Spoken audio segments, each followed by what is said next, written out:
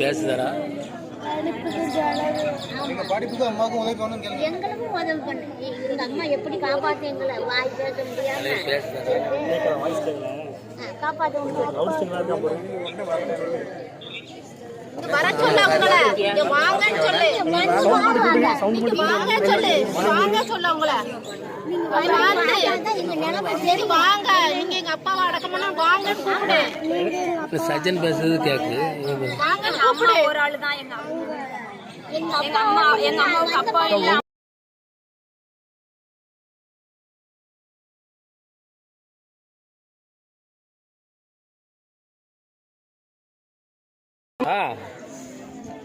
அண்ணா சொல்லுங்கண்ணா.